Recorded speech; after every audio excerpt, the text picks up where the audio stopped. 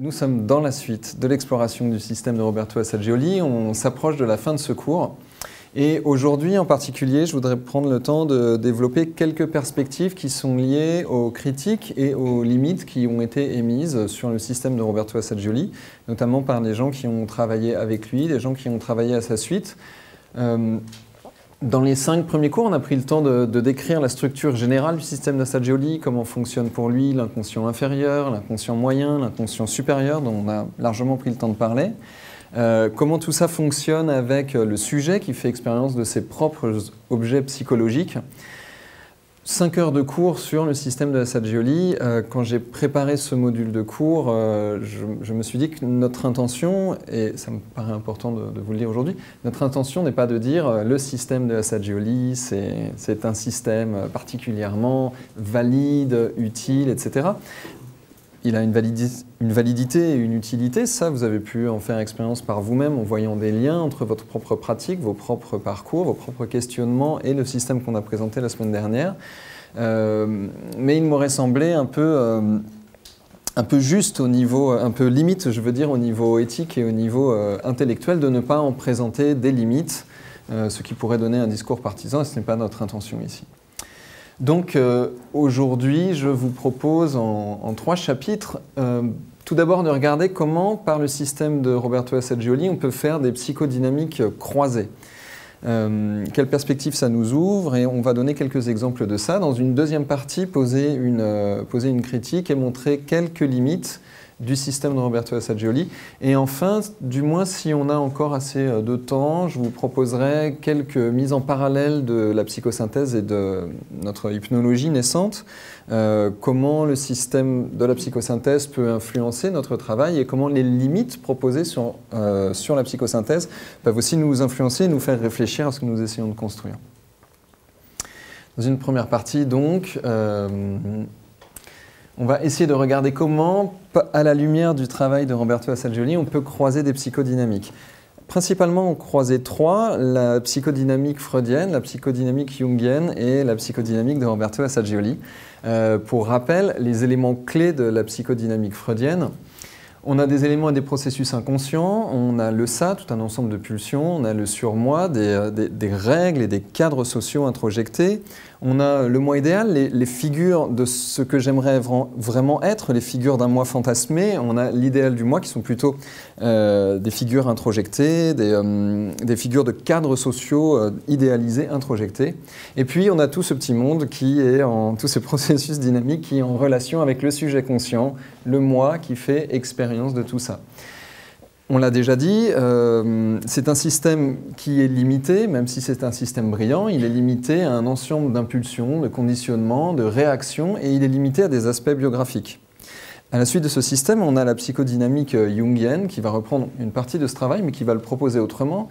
La psychodynamique jungienne propose l'idée qu'il y a un sujet conscient, moi, qui présente inconsciemment aux autres une persona, un rôle social, qui va afficher un rôle social et qui va s'y identifier. À l'opposé, une ombre est présente inconsciemment dans les actions de ce moi, mais le moi ne le perçoit pas, et comme il ne les perçoit pas, il ne peut pas s'y identifier. Autre apport de la psychodynamique jungienne, l'idée d'un inconscient collectif, un ensemble de patterns inhérents qui s'expriment de manière générique, c'est-à-dire de manière identique pour tout le monde, ou alors de manière personnelle sur la base d'un générique.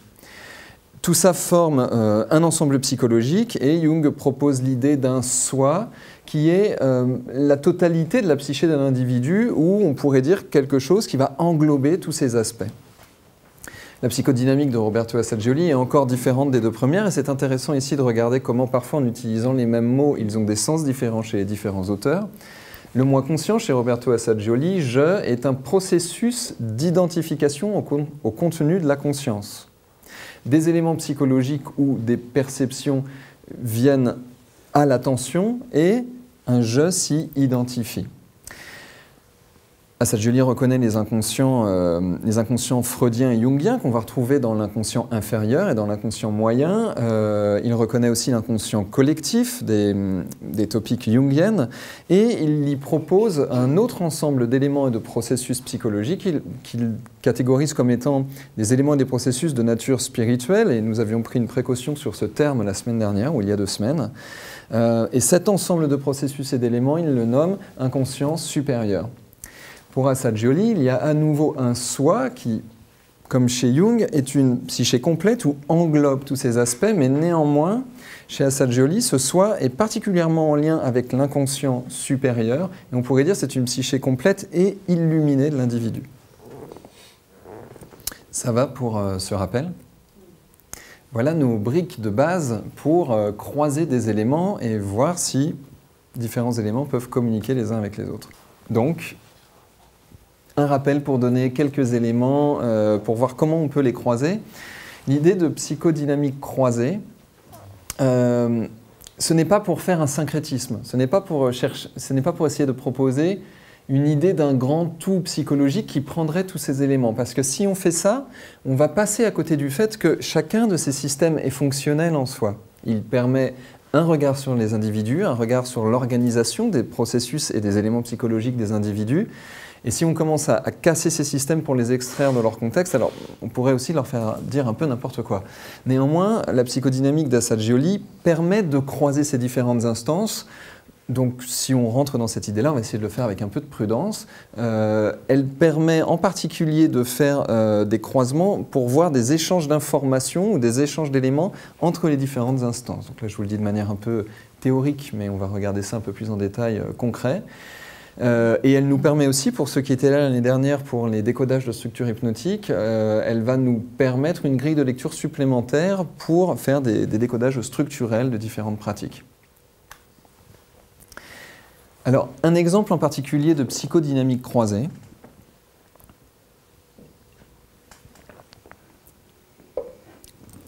Et c'est l'exemple que j'ai retenu pour vous proposer l'idée générale de psychodynamique croisée. Un exemple de psychodynamique croisée, la répression du sublime.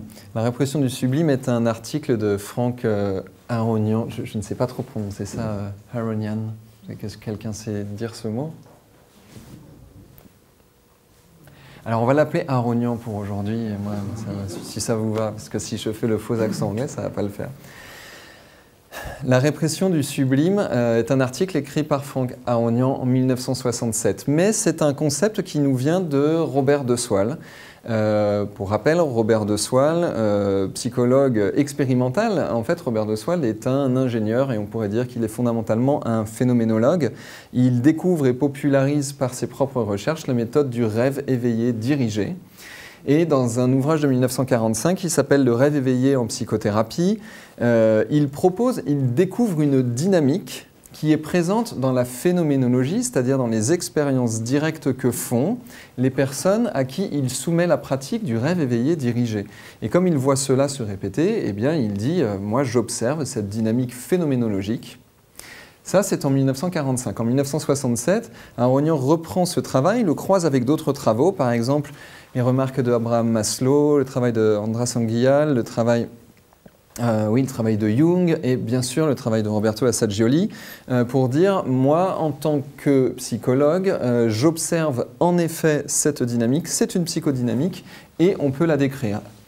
Alors, à ce moment, Frank Aronian propose de représenter les écrits de Robert de Soile dans un schéma inspiré du schéma ovale de Roberto Assagioli, ce qui nous donne une nouvelle présentation de l'esprit.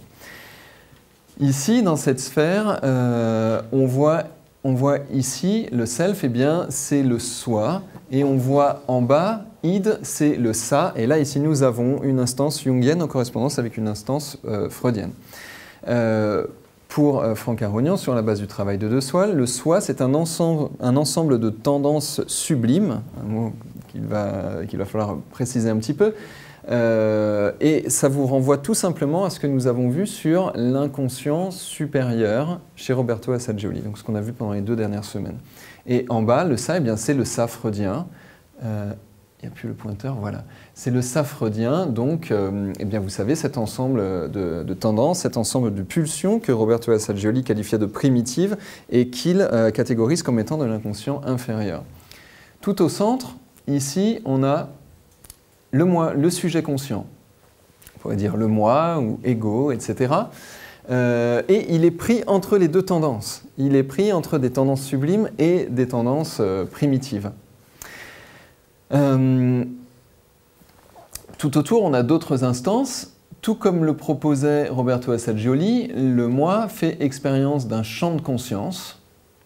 Et puis ici, le moi a quelque chose sur lui qui est posé comme un observateur de l'ego, comme un observateur du moi conscient, et ça, c'est le surmoi freudien.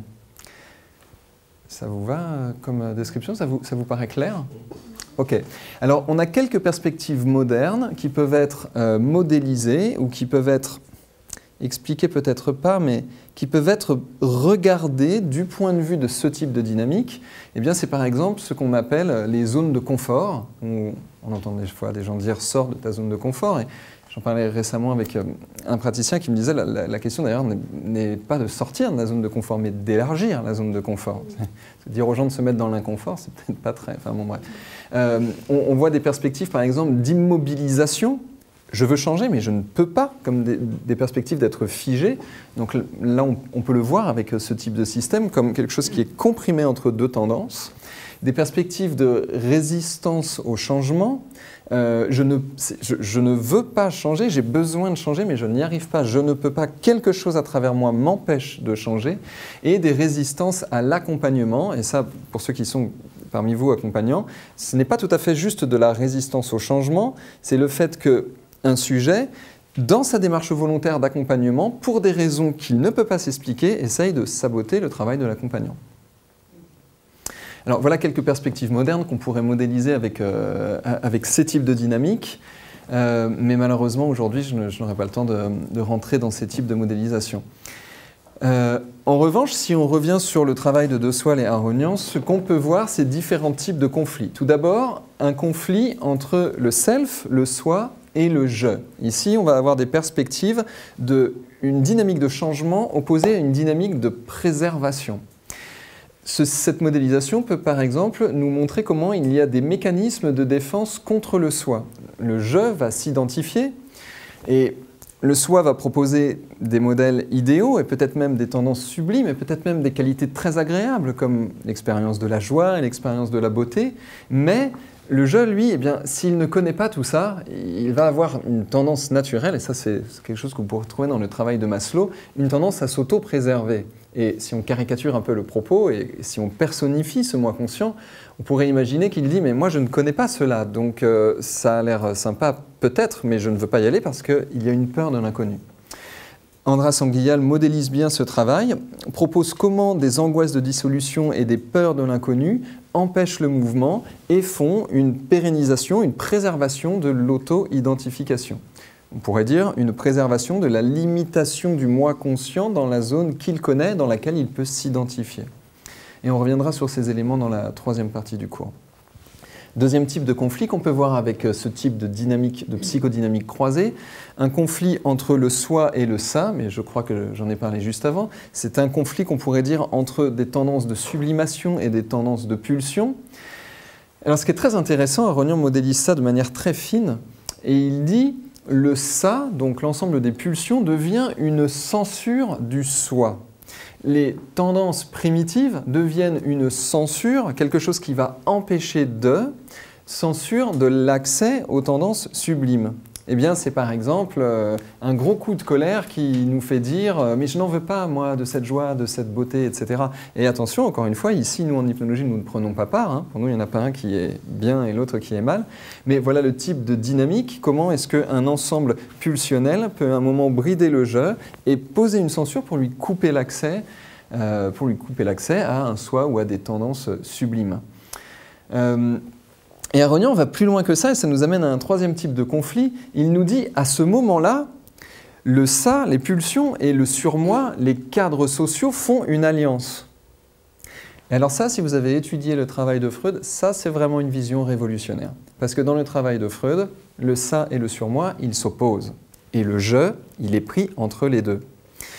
Néanmoins, moi j'ai pris le temps de réfléchir un peu, d'étudier le travail de Aronian et d'étudier la dynamique qu'il propose. J'en ai discuté avec des psychiatres, avec des psychologues cliniciens. Et en effet, on voit ce type de dynamique. Si on croit ces psychodynamiques, on peut voir ce type de mouvement dans l'esprit à un moment où les pulsions vont comme, je vous le dis un petit peu en souriant, hein, vont comme faire un deal avec les cadres sociaux pour dire on est quand même bien d'accord sur un truc. Parce que ces histoires de beauté, d'unité, de tout est un, etc., c'est pas bon ni pour toi ni pour moi, et là on peut se mettre d'accord.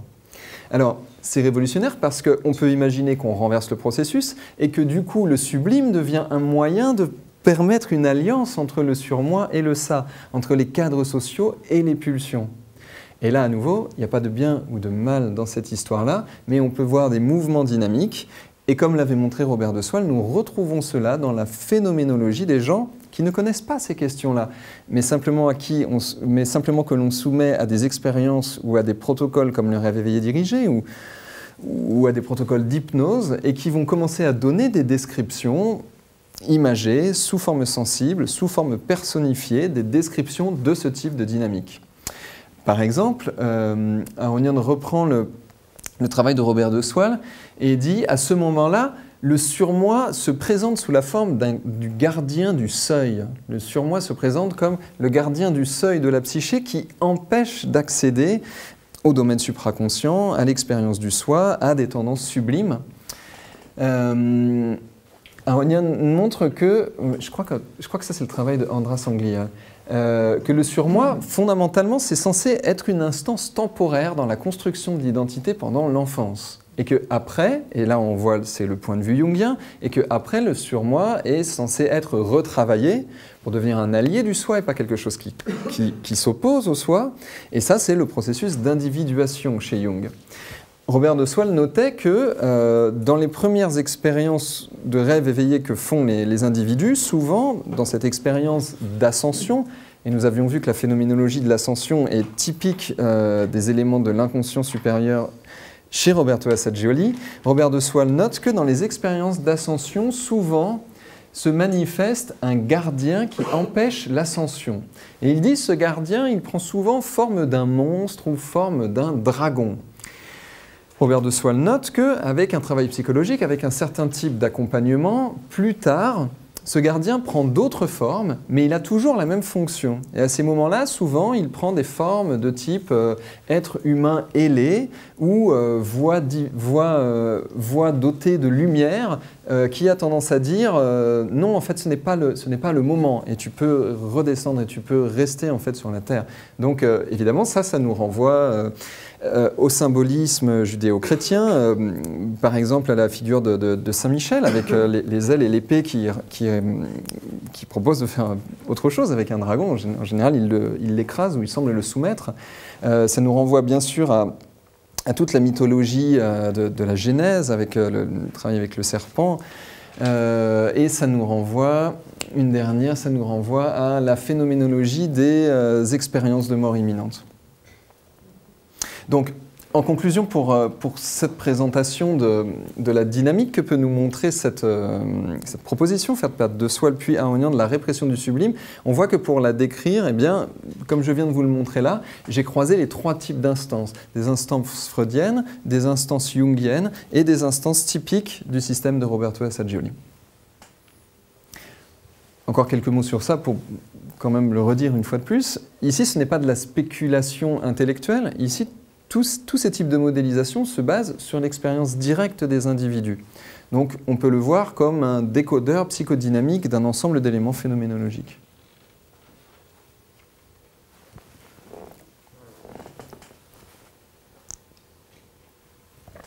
Alors des psychodynamiques croisées. Sur la base du système de Roberto Assagioli, j'aurais pu vous en montrer plein en fait, parce qu'on peut vraiment en faire des caisses, et si on va chercher du côté psychodynamique sud-américaine ou sibérienne ou australienne ou indienne, nord-indienne, sud-indienne. On peut vraiment faire des croisements intéressants. Je vous invite, selon vos propres sensibilités, et selon les domaines qui vous intéressent, à les faire. Tu m'en avais proposé pas mal, Antoine, et je n'ai vraiment pas eu le temps de développer. On se rend compte quand on regarde en équipe que le système de Roberto Assagioli fonctionne bien pour pas mal d'éléments. Je vous avais montré par exemple le lien avec les 3 mondes du chamanisme, plusieurs types de points de vue qu'on peut avoir sur un croisement avec la psychologie et la psychodynamique du yoga. Donc je ne vais pas en décrire d'autres aujourd'hui. Toutefois, je n'ai pas résisté à vous ramener ce petit schéma. C'est un schéma proposé par Michael Brown, qui est un accompagnant. Je ne crois pas que ce soit un doctorant en psychologie. C'est un schéma qu'il propose dans les années 2001 dans un article très intéressant que je vous invite à lire. Je vous l'ai noté ici. Et Michael Brown, il dit, à partir de la psychodynamique de Roberto Assagioli, on peut construire un système d'accompagnement en spirale. Alors, vous voyez, la spirale, elle est ici.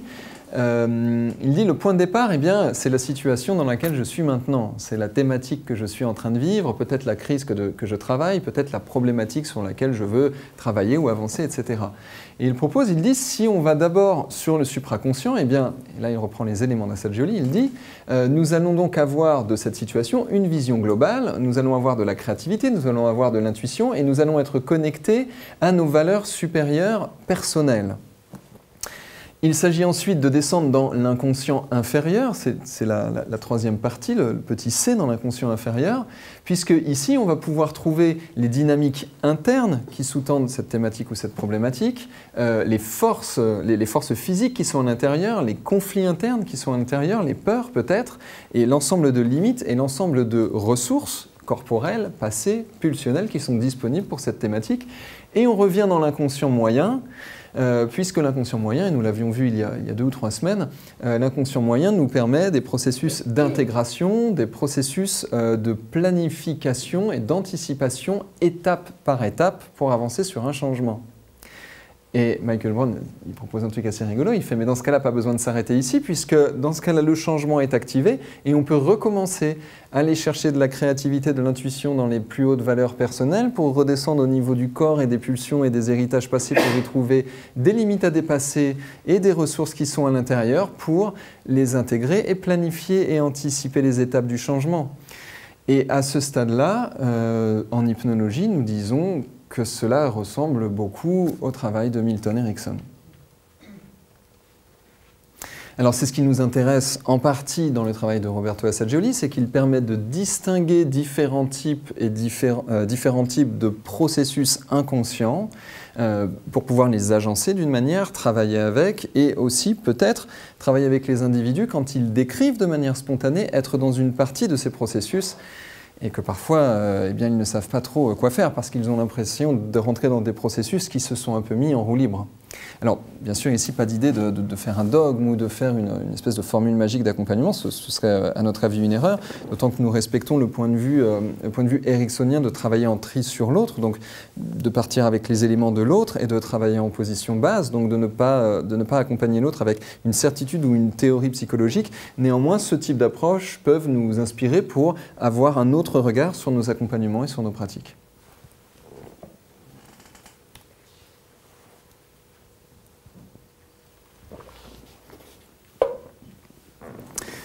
Et maintenant que nous avons vu les différentes façons dont nous pourrions utiliser le système psychodynamique de Roberto Assagioli, le croiser avec d'autres points de vue ou peut-être même en faire dire quelque chose de complètement nouveau, comme je vous l'avais proposé dans l'introduction, prenons un peu de temps pour regarder quelles sont les critiques qui ont été données sur le système de Assagioli, notamment par les personnes qui ont été proches de lui et qui ont continué ses études après son décès.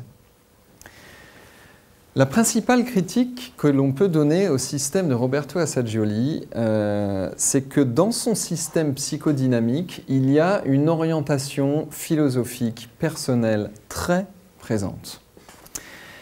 Et cette orientation philosophique, elle semble être comme un point aveugle, parce que, je vais vous la décrire, et dans les questions-réponses que nous avons déjà eues, dans les semaines passées, il y a déjà pas mal d'entre vous qui ont vu en fait cette cette orientation qui est assez discutable, elle apparaît comme un point aveugle parce qu'il semblerait que Roberto Assagioli, lui, ne l'ait pas vu.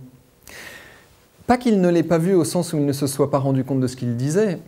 Je présuppose qu'il avait une idée très claire en fait, de ce qu'il disait et de vers quoi il voulait emmener les gens avec ce système psychodynamique, mais cette orientation philosophique, elle limite l'utilisation qu'on peut faire de la psychodynamique de Roberto Assagioli.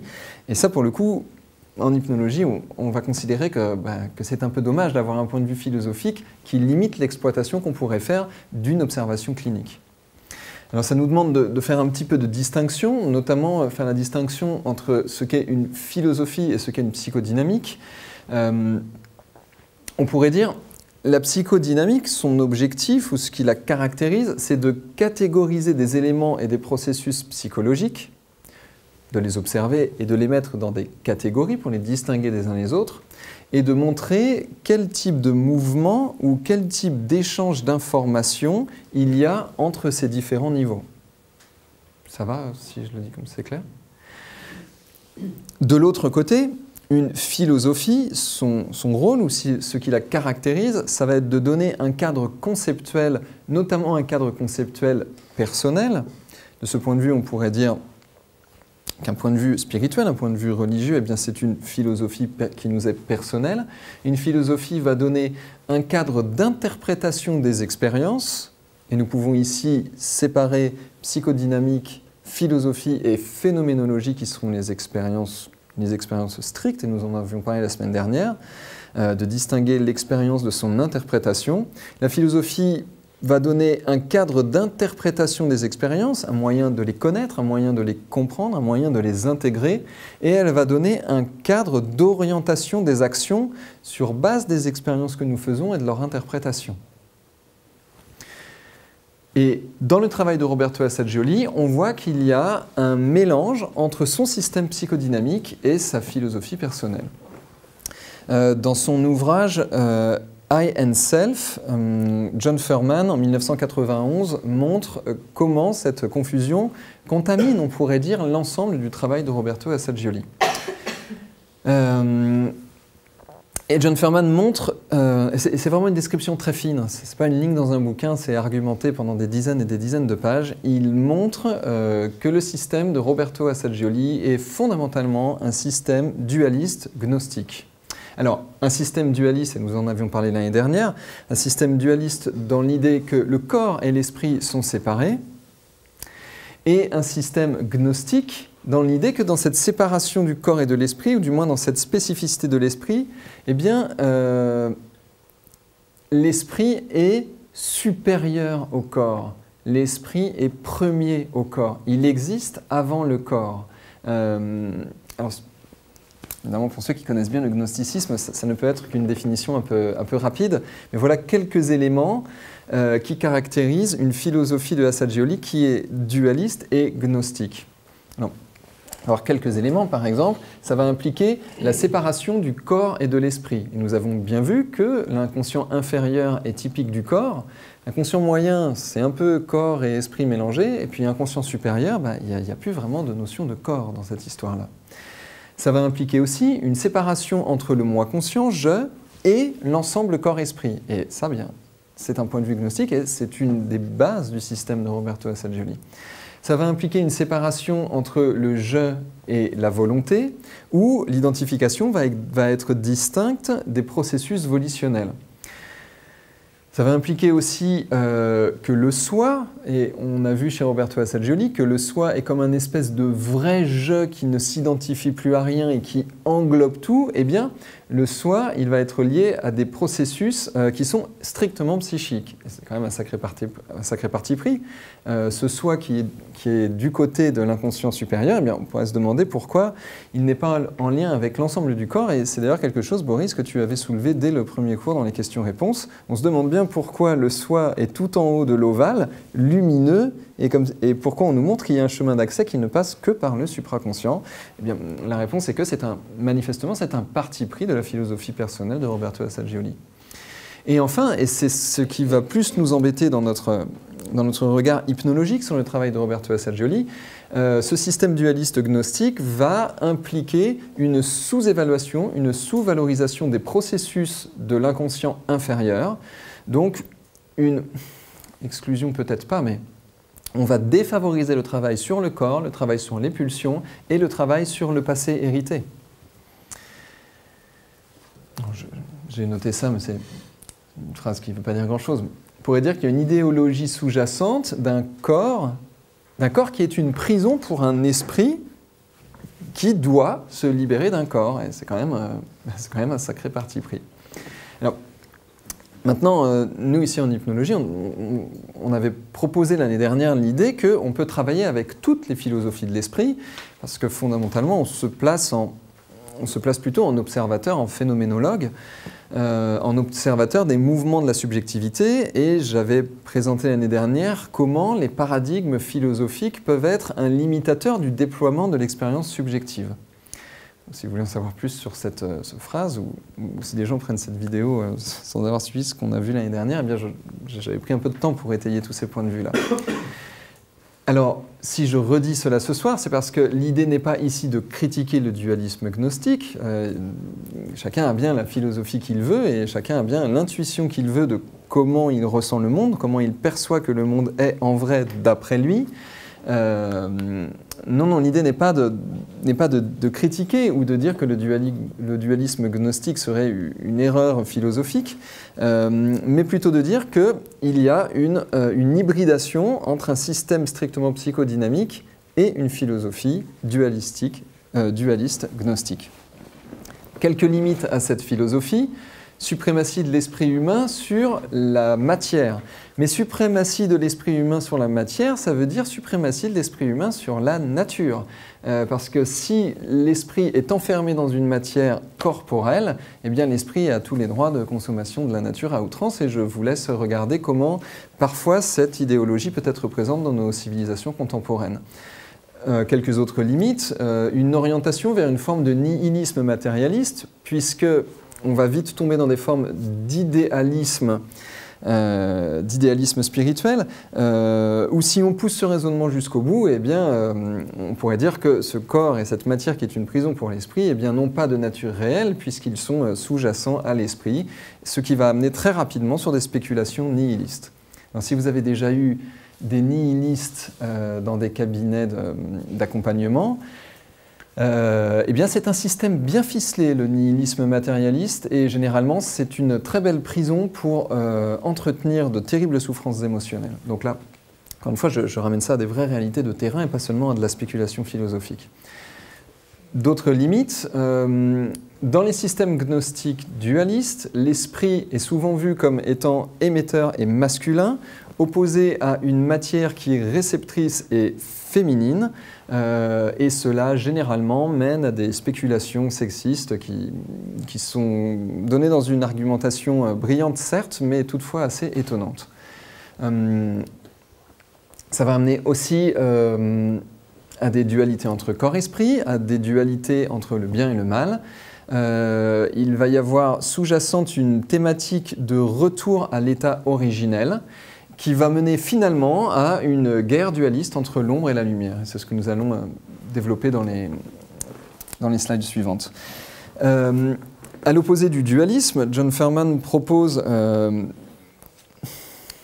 c'est pas tout à fait comme ça que c'est construit, en fait. Mes slides sont un peu à l'envers.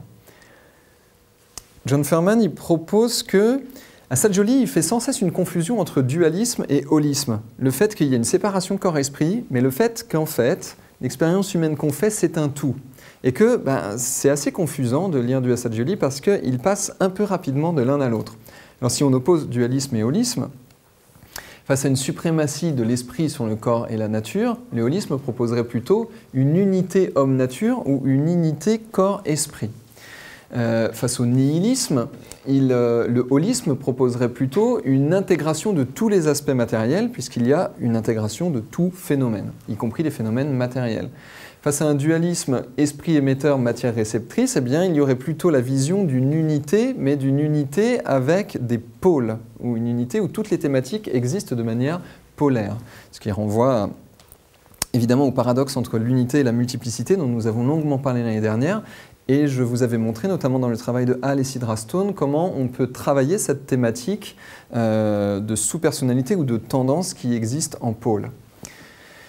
À la thématique dualiste de retour à l'état originel perdu, c'est ce que l'on connaît bien par exemple dans le retour au paradis, le retour à la pureté, etc., qu'on peut retrouver dans différentes philosophies dualistes gnostiques. Le holisme va plutôt opposer une thématique d'évolution et de cycle, des thématiques que l'on retrouve, par exemple, pour ce que nous avons vu l'année dernière, dans le travail de Henri Bergson, dans les approches taoïstes, et aussi de manière récurrente dans le travail de Milton Erickson. Et enfin, à une guerre entre l'ombre et la lumière, le holisme va simplement proposer une unité polaire entre l'ombre et la lumière qui, comme tout pôle, qui, comme toute division polaire, eh bien, peut être travaillée pour revenir à la forme d'une unité qui néanmoins conserve ses pôles. Et là, bien sûr, je pense principalement à toi, Antoine, on va retrouver tout le travail de Stephen Wolinski que nous avions décodé en structure hypnotique l'année dernière. Alors, je vous le disais juste avant, j'aurais dû mettre cette slide avant la précédente. Assagioli propose une confusion, ou il fait une confusion récurrente entre le holisme et le dualisme. Fuhrman note particulièrement que dans le vocabulaire et dans les descriptions de Assagioli, on passe par exemple de l'idée d'une synthèse à une idée de fragmentation, de l'idée d'une unité à l'idée d'une totalité. Unité et totalité, ce sont deux concepts qui ne sont pas de même nature. Par exemple, l'idée d'une synthèse où on dit réintégrer les éléments les uns dans les autres. Mais l'idée d'une fragmentation où il y a un tout qui est fragmenté en sous-composantes. Par exemple, l'idée de réintégrer les sous-personnalités les unes dans les autres, mais jusqu'à quoi? Est-ce que c'est jusqu'à... Je ne vais pas spéculer sur ça. Une idée d'unité comme un tout unique non divisé, mais ça s'oppose déjà à l'idée précédente de fragmentation, ou alors l'idée d'une totalité qui est une somme d'éléments non unifiés. Et Fuhrman a poussé ce truc-là jusqu'au bout en disant s'il y a un self, s'il y a un soi qui unifie tous les éléments psychologiques, alors il devrait y avoir une expérience qui nous fait faire il devrait y avoir une expérience subjective qui nous ferait expérimenter la simultanéité de tous ces éléments. J'ai un peu du mal à vous la raconter, celle-là. À ce moment-là, s'il y avait réellement un self qui unit tout, eh bien, ce ne serait pas seulement des expériences d'avoir l'ensemble de ce que je suis, ça impliquerait aussi que passé, futur et présent existeraient de manière simultanée. Alors, ce type de pensée, c'est quelque chose qu'on va retrouver par exemple dans certaines descriptions mystiques ou dans les phénoménologies des hallucinogènes sérotoninergiques comme le LSD par exemple. Et Bernadette Blin avait pris le temps l'année dernière de décrire comment sur base de ces phénoménologies nous pouvons montrer des modèles thérapeutiques. Mais néanmoins dans notre vie courante nous ne sommes pas dans des expériences mystiques ni soumis à des hallucinogènes sérotoninergiques. Donc on peut considérer que ce sont des états extrêmes de conscience qui nous concernent assez rarement à vrai dire. Il y avait une blague dans ce que je viens de dire, mais c'est OK. Si vous l'avez senti passer, c'est OK aussi. Alors, il me manque une petite flèche ici pour dire, chez Assagioli, l'inconscience supérieure va prendre une forme de supériorité sur l'expérience humaine. Et on pourrait se demander pourquoi. Pourquoi privilégier un conscient supérieur à un conscient inférieur ou à un conscient moyen? Eh bien, à nouveau, c'est peut-être lié à cette confusion entre holisme et dualisme. Et nous avions vu aussi que Assagioli propose carrément que travailler sur l'inconscient inférieur et l'inconscient moyen, eh bien, c'est la psychosynthèse personnelle et qui est pour lui une étape préalable à la psychosynthèse transpersonnelle. Et on voit bien, vous pouvez regarder dans ses écrits, quand Assagioli décrit qu'il y a l'homme spirituel qui est avancé, qui est opposé à l'homme médiocre, ou quand on voit Assagioli décrire des tendances primitives, eh bien, on voit qu'il y a un champ sémantique qui est quand même très partisan pour une partie de l'esprit à l'exclusion d'une autre. Je vous ai noté quelque part le champ sémantique de Assagioli. C'est dans la slide suivante. Et John Fuhrman note petit à petit que tout cela amène l'individu à créer une guerre interne entre l'ombre et la lumière. Guerre interne pour laquelle C'était très intéressant, Yann, de discuter avec toi cet été quand je préparais ce cours, parce que c'est une guerre interne entre ombre et lumière que nous voyons bien en fait dans les milieux d'accompagnement, dans les milieux de thérapie brève. Forman montre que travailler de cette manière-là, ça mène à une guerre entre l'ombre et la lumière. Alors, un peu de précision sur cette phrase, ce n'est pas le système psychodynamique de Assagioli qui mène à ce combat entre tendance primitive et tendance sublime, si on reprend les termes de De Swal et de Aronian. Ce n'est pas le système psychodynamique de Assagioli qui crée cela, c'est l'orientation philosophique que l'on peut prêter à ce système qui va nous inviter à fuir une partie de nous-mêmes et à en privilégier une autre. Et Dieu sait que revenir des expériences d'amour, de beauté, d'unité, de plénitude, de sérénité, pour retourner dans la colère, la division, le fait qu'à un moment il faut se retrousser les manches et s'y mettre et que c'est douloureux, eh bien parfois ça ne donne pas vraiment envie. Ça c'était une blague aussi. Alors, dans le champ sémantique de Assagioli, on retrouve à propos de l'inconscient inférieur des termes comme c'est une bataille, l'inconscient inférieur, nous en subissons les attaques, il les envoie avec violence et nous pouvons créer une forteresse contre ces assauts. C'est un point de vue évidemment que nous ici nous ne partageons pas. Et par moments, il parle de l'inconscient inférieur en disant qu'il est caractérisé par sa propre stupidité. C'est une tendance héritée biologique et primitive qui nécessite une purification. Des termes qui, évidemment, aujourd'hui en 2016, peuvent nous faire un peu peur si on les sort de leur contexte de l'époque, notamment les années 30, quoi.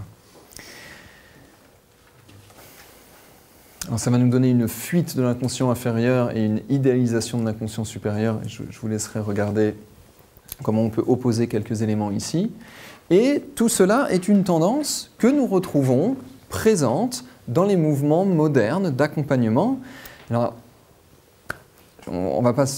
l'idée ici n'est pas de faire la guerre avec d'autres écoles, donc on ne voudrait vexer personne. Donc pour ces raisons-là, je ne vais nommer personne et je vous laisse faire vos observations par vous-même dans les milieux liés à l'hypnose, à la récupération, de la méditation pour en faire des voies de développement performatif, à ce qui se passe en PNL, en sophrologie, en chamanisme, en thérapie, psychologie transpersonnelle, récupération de l'Advaita Vedanta pour en faire des voies d'épanouissement dans la dislocation de toutes les problématiques émotionnelles, etc., etc. Je vous laisse vous faire votre propre idée et regarder un petit peu tout ce qui gravite autour de l'utilisation des états de conscience modifiés, altérés ou des variateurs de subjectivité. On retrouve un syncrétisme entre dualisme et holisme. Ça génère une terrible confusion. Syncrétisme entre dualisme et holisme, ça génère de la confusion. Alors, un exemple, on voit des tentatives d'approche dites d'accompagnement, peut-être même dites d'accompagnement thérapeutique, des tentatives d'approche qui vont mélanger védantiste, ce qui est plutôt de type dualisme gnostique, et chamanisme. Et pour ceux qui ont étudié le chamanisme est fondamentalement holistique. Donc je vous ai montré tout à l'heure comment les deux s'opposent. Alors, qu'est-ce que ça peut donner? Si on revient sur la slide précédente, ça peut donner l'esprit est supérieur à la nature, mais pour autant, je suis la nature et je fais partie du tout. Ça va devenir très compliqué à tenir comme posture. Ça peut donner des choses du genre il y a un retour à l'état originel que je dois retrouver car j'ai perdu mon chemin, mais pourtant je ne suis que quelque chose dans une évolution cyclique. Alors on peut trouver des points de conjonction, on peut même le justifier. Hein. On peut dire mais oui, mais du coup, en fait ça ne fait que avancer, ça repasse par l'état originel qu'on repère et ça y repasse et on le repère, ce qui peut être extrêmement décourageant en fait. Hein, enfin bon. Et encore une fois, tout ceci ne se base pas sur des spéculations intellectuelles, mais vraiment sur des expériences de terrain. C'est quelque chose qu'on retrouve dans les syncrétismes New Age, où par exemple on va avoir une fusion de thématiques de dépassement, par exemple dépasser ma colère, fusionner avec, non, intégrer et accepter ma colère. Oui, mais là il va falloir m'expliquer comment faire. Des thématiques de transcendance de ce que je suis avec des thématiques de grand tout dont je fais partie, des thématiques de rejet de l'ombre et des parts de moi-même qui me font souffrir et qui font souffrir les autres, avec des thématiques d'accueil de toutes les parts de soi pour les intégrer, où là on retrouverait par exemple les thématiques d'accueil de toutes les parts de soi. On retrouverait tant le travail de Roberto Assagioli que le travail dont je vous ai déjà parlé de Isabelle Padovani. Ici encore, il n'est pas question de prendre part pour un positionnement d'accompagnement par rapport à un autre, mais de montrer comment une tentative d'en faire un syncrétisme, eh bien ça crée encore plus de confusion chez les gens, alors que eux, leur point de départ, c'est d'essayer de résoudre les choses et d'aller mieux, ce qui est un peu dommage. Alors, quelques personnes qui ont suivi, qui ont travaillé à la suite du travail de Roberto Assagioli disent « En 1910, la création de la psychosynthèse, c'est un mouvement de résistance à la psychanalyse. » Mais à la psychanalyse de 1910. Donc, ce qui est très étonnant, et c'est une autre critique que l'on peut donner au travail de Assagioli, c'est que, je vous l'avais dit dans les premiers cours, son système est à peu près stable vers 1930-1931. Il ne le bougera plus jusqu'à 1973. Mais ça aussi, c'est étonnant. Ça veut dire que pendant 40 ans, il y a des choses qui ont été publiées et qu'il ne les a pas intégrées à son système. Alors, ça peut amener à se poser des questions sur l'intention ou sur la certitude vis-à-vis de cela. Pour un homme qui a tellement œuvré pour la recherche en phénoménologie et en psychodynamique, qui s'est posé en chercheur, qui a posé des protocoles, se dire « je m'arrête à une vision que j'ai trouvée à un certain âge et je n'intègre plus les autres points de vue », eh bien, nous, ça nous fait réagir en nous disant « nous espérons que nous ne tomberons pas dans cet écueil quand le temps va passer et que l'hypnologie sera continuée par d'autres personnes que nous. » Alors par exemple, dans des choses qui ont été mises de côté par Roberto Assagioli, eh bien, tout le travail sur la relation d'objet chez Mélanie Klein, chez Ferber, chez Winnicott, chez les Ballins, chez Alice Miller, chez Meissner, et vous pouvez les regarder chez les autres auteurs qui sont peut-être un peu moins connus, toute la thématique du faux self qui nous semble vraiment importante aujourd'hui en hypnologie, notamment à nouveau le travail de Winnicott et de Alice Miller, le travail de Whitfield et le travail de Wolinski, dont nous présenterons une partie dans les prochains mois. Et Fuhrman prend le temps de montrer toutes les implications psychosociales de ce qu'il appelle le déni dualiste, c'est-à-dire quel ensemble de déni une posture philosophique dualiste va mettre en place. Par exemple, déni des sensations et des émotions autres que le supraconscient. Et c'est peut-être des choses que vous avez vues, des personnes qui ne se repèrent plus sensoriellement dans des émotions qu'ils vivent comme négatives, mais qui se repèrent très bien émotionnellement dans des sensations qu'ils disent positives. Et c'est vrai que c'est une tendance que nous avons peut-être tous, dans cette civilisation qui a choisi, pour de bonnes ou de mauvaises raisons, de bannir la sexualité et la colère du domaine du repère sensoriel, eh bien peut-être que nous passons plus de temps dans notre vie quotidienne à bien ressentir la qualité de notre joie que de ressentir la qualité sensible et tactile et kinesthésique, par exemple, de notre agressivité. Quelques ensembles de ce que Fuhrman appelle les dénis dualistes, des stratégies de suppression des sensations, donc des stratégies que, dans un paradigme ericksonien et non pas psychiatrique, nous appellerions des stratégies dissociatives, des tentatives de prendre des hauteurs spirituelles comme des refuges contre une construction qui est traumatique. Alors, ce serait par exemple dire « j'ai peur de cette situation ». Prenons une situation, j'ai peur de prendre la parole en public et de dépasser le fait que c'est stressant pour moi de prendre la parole en public. Alors, je pourrais appeler la sérénité, la paix, la joie, la tranquillité, la fusion dans le grand tout et me rappeler que tout le monde est moi-même. Et ah, ça va mieux. Oui, c'est vrai que ça va mieux. Nous nions pas le fait que ça va mieux, mais c'est un déni du fait que quelque chose était présent qui faisait du stress, de la panique, du manque de confiance en soi dans la prise de parole en public. Et ici, à titre personnel, ça n'engage pas le reste de l'équipe de l'Archette d'hypnologie, ici, moi, j'appelle cela mettre un très joli pansement sur une plaie qui pourrait peut-être s'infecter. Et nous pensons que ça montre des choses qui sont un petit peu limites, notamment dans la structure de la détermination d'objectifs type hypnose ericksonienne PNL. Où en es-tu? Qu'est-ce que tu veux? De quoi tu as besoin pour y arriver?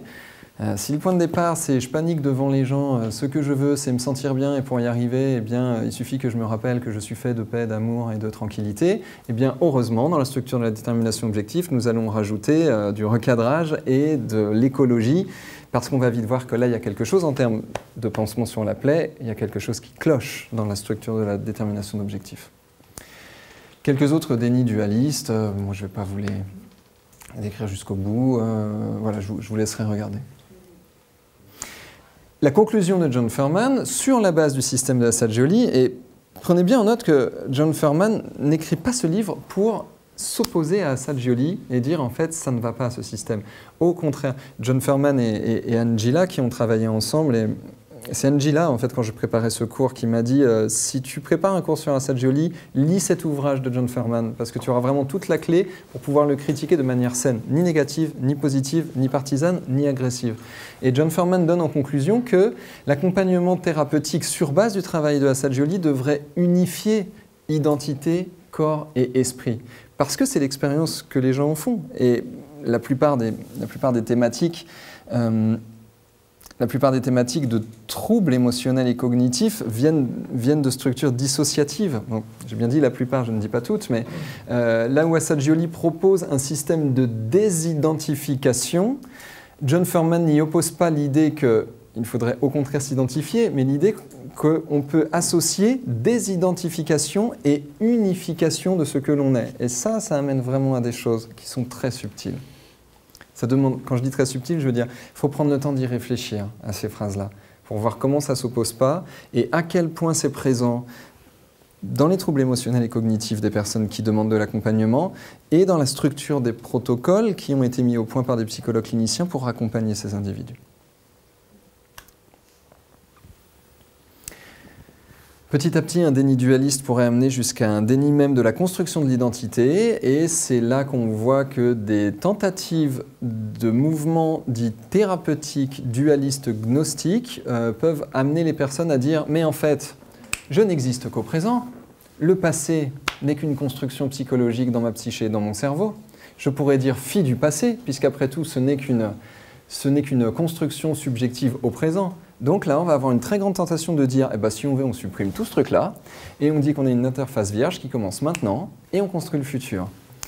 Très alléchant, très discutable. Alors, si ça vous rappelle certains enseignements, eh bien c'est volontaire. Quelques autres limites pour finir, pour voir jusqu'où on pourrait aller vraiment dans l'erreur fondamentale avec une mauvaise compréhension de la psychodynamique d'Assagioli. Par exemple, Victoria Tackett dit « Un enfant qui a été sexuellement abusé n'est pas une sous-personnalité à réintégrer ». Le système sous-personnalité à réintégrer ne peut pas s'appliquer à ce genre de situation et elle est assez virulente. Elle dit non, là, à ce moment-là, il faut réviser le système ou alors en montrer les limites, mais pas dire qu'il fonctionne pour tout.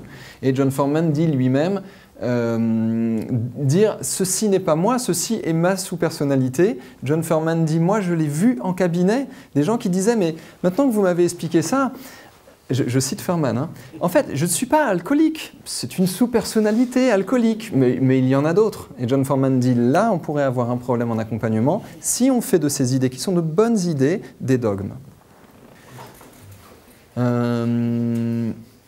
Et dans une troisième partie, je voulais vous proposer quelques points de conjonction entre la psychosynthèse et ce que nous développons en hypnologie, et je vous propose qu'on garde ça pour la prochaine fois. Est-ce que ça vous va? Oui? Ok. Dans ce cas-là, c'est OK pour vous?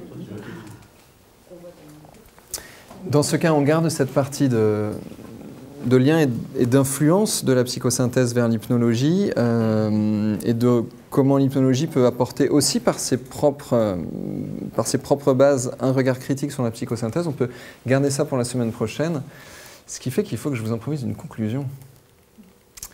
Parce que du coup, vu comme ça, je n'en ai pas. Alors, qu'est-ce qu'on a vu aujourd'hui? On voit que, d'une part, le système psychodynamique de Roberto Assagioli nous propose un décodeur particulier pour faire communiquer d'autres systèmes psychodynamiques. Ce qui va être vraiment intéressant pour regarder comment différents points de vue sur la psychologie occidentale peuvent travailler ensemble et non pas s'opposer, et d'autre part, comment différents points de vue de la psychologie occidentale peuvent prendre la psychodynamique de Roberto Assagioli pour communiquer avec des psychodynamiques non occidentales. D'autre part, nous avons vu aujourd'hui que ce système psychodynamique est valide en soi, qu'il est limité par la philosophie personnelle de Roberto Assagioli, qui est de tendance dualiste gnostique, et nous pouvons proposer